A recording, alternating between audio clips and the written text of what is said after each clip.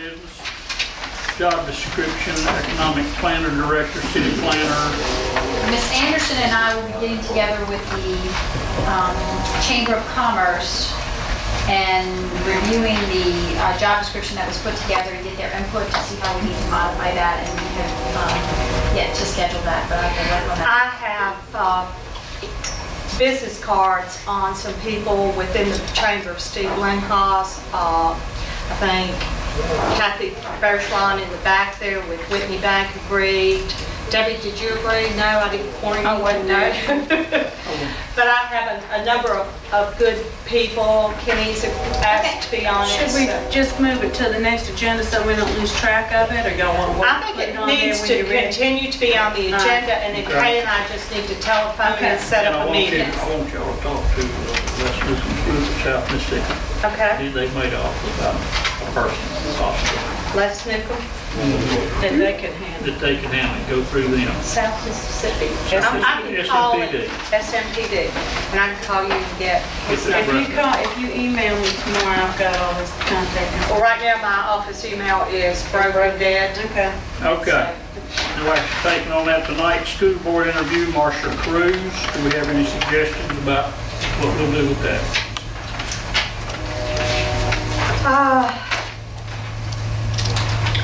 We need. I think that Ms. Cruz was sick, I believe. Is that correct? Wait, I haven't never from a case for medical center.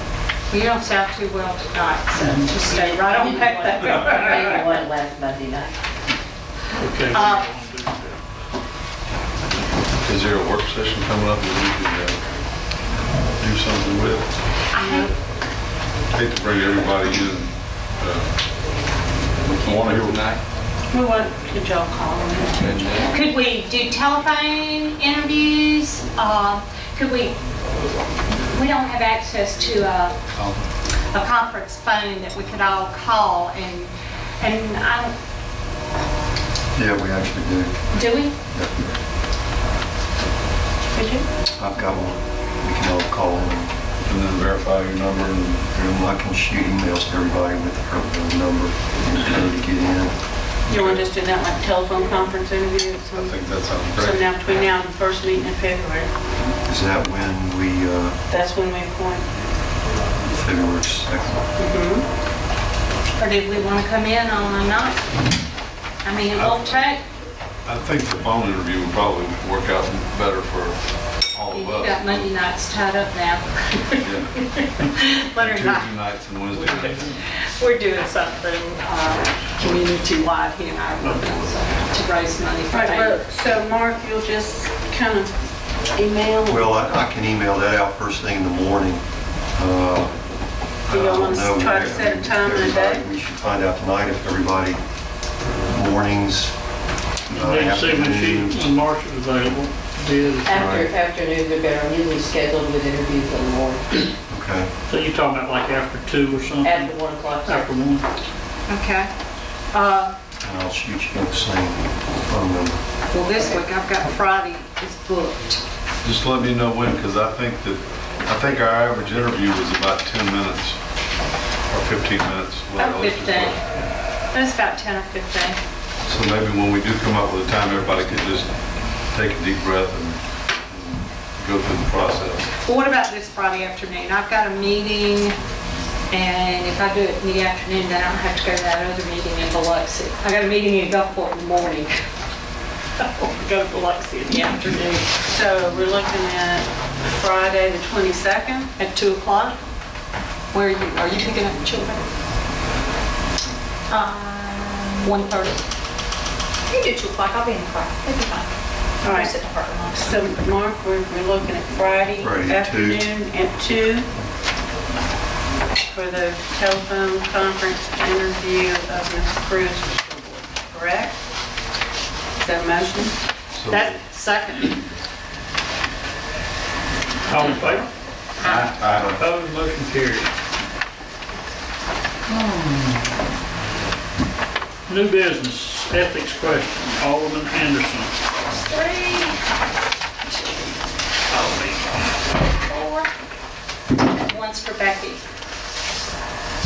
I I didn't just go and look at ethics opinions for school board appointees. I also looked into whether several of us who have family members who work for the school district, could we actually vote for a school board trustee? And received an ethics, I wrote for an ethics opinion from Tom Hood, and received an opinion, a copy of an old opinion, and the long and the short of it said, yes, we could vote, and that would be Alderman Karuba and Alderman Parker and myself. Both their wives work for the school district. I have a married daughter who works for the school district. Basically, the analysis on the last page said if we needed to vote, we could, but if there was a quorum, that it was recommended that we not vote for the school board appointee. And with that in mind, I just want to lay this out here. I know that both Mr. Parker and Mr. Karuba in the past have expressed some concerns about other ethical issues, and I want to be sure we're on the up and up. Basically, whatever y'all decide to do, I defer to you two. I'd like the opinion of our attorney first. Yeah, I'll tell you what that is. There used to be, before the AG acted on it, and I wish you would call him just so you can be clear, Mr. Parker, on your own accord, but the way he explained it to me was prior to an AG opinion, which was recently handed down. He pretty much advised this board to recuse themselves from voting on that, and then the AG opinion came down, and that opened the door for it at least being legal to follow the AG opinion's advice, which in this case was that it was not, in the AG's opinion, against state statute for you to participate in voting for school board members.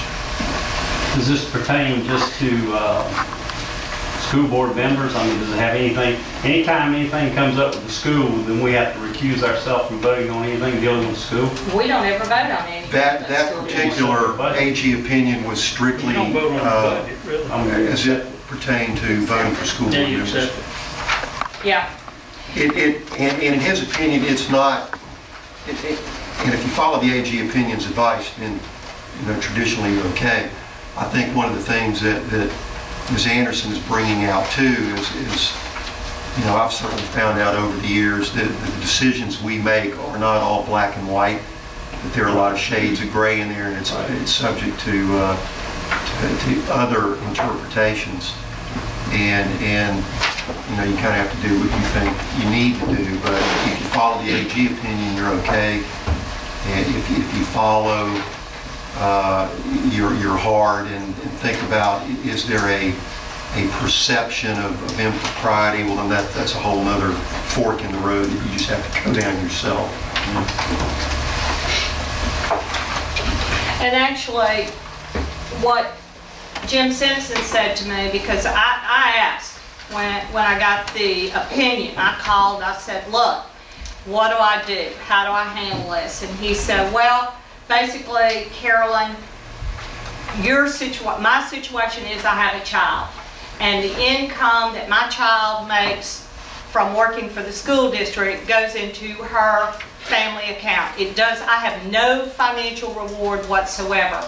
He said the difference was if someone would question ethically, both of you have wives, and of course your wife's income comes back into your personal, it adds to your family income.